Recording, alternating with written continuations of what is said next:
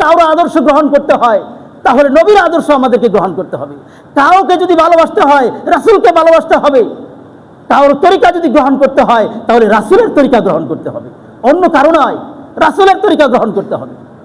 ভয় যদি কাউকে করতে হয় একমাত্র আল্লাহকে ভয় করতে হবে, একমাত্র আল্লাহকে ভয় করতে হবে।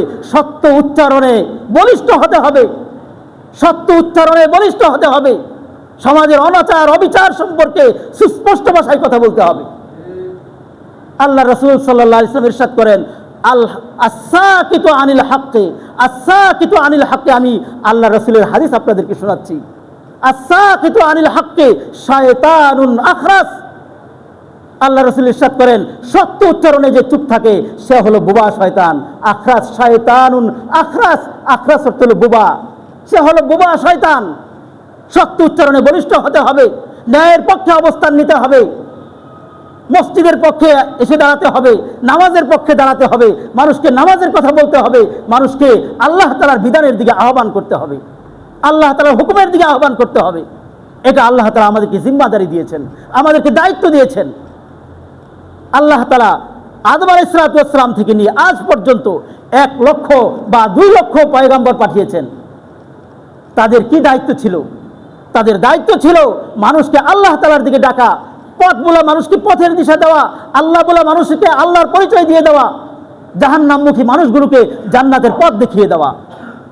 আমাদের নবী 1450 বছর আগে দুনিয়া থেকে চলে গেছেন। এই পথগুলা মানুষকে কে পথ দেখাবে? জাহান্নামমুখী মানুষগুলোকে কে জান্নাতের দিশা দিবে? দিনহারা মানুষগুলোকে কে দিন শিক্ষা দিবে? এই দায়িত্ব আখির নবীর উম্মত হিসেবে, এই দায়িত্ব আমার আপনার সকলের উপরে এই দায়িত্ব।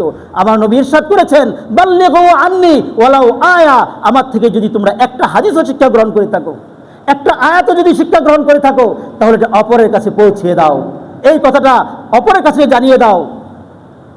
কোরআনের প্রতিটি বিধানের কথা যতটুকু তুমি জানো মানুষকে বলো, হাদিস যতটুকু তুমি জানো মানুষকে বলো, দিনের কথা মানুষকে পৌঁছিয়ে দাও। এই দায়িত্ব আমার আপনার সকলের উপর। আর নবী আসবেন না। আমার নবী সাল্লাল্লাহু আলাইহি ওয়াসাল্লাম ইরশাদ করেন, আনা খাতামুন নাবিয়্যিন লা নাবিয়্যা বাদি। আমি হলাম সর্বশেষ নবী, আমার পরে আর কোনো নবী আসবে না। বিভিন্ন হাদিসের মধ্যে আল্লাহ রাসূল ইরশাদ করেছেন, আমার পরে আর কোনো নবী আসবে না, আমার নবী দুনিয়াতে আর আসবেন না। আল্লাহ তাআলা কি ফেরেশতা নাজিল করবেন? ফেরেশতাও নাজিল করবেন না। সাহাবায়ে কেরামের এই মোবারক জামাত কি আবারও জীবিত হয়ে দুনিয়াতে আসবেন? আসবেন না। তাহলে কাদের দায়িত্ব? এই দিনের কথা বলা কাদের দায়িত্ব? কোরআনের বাণী প্রচার করা কাদের দায়িত্ব? রাসূলের মুবারকপূর্ণ হাদিসগুলো, এইভাবে নুরানি হাদিসগুলো প্রচার করা কাদের দায়িত্ব?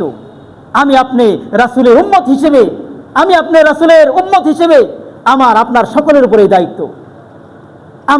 আপনারা যদি সকলে মিলে যদি এই সমাজের মানুষকে নামাজের কথা বলি, সত্য কথা বলার জন্য দাওয়াত দেই, মানুষকে যদি আল্লাহ রাসূলের সুন্নাহের দিকে দাওয়াত দেই, তাহলে সমাজ পরিবর্তন হবে কিনা বলুন?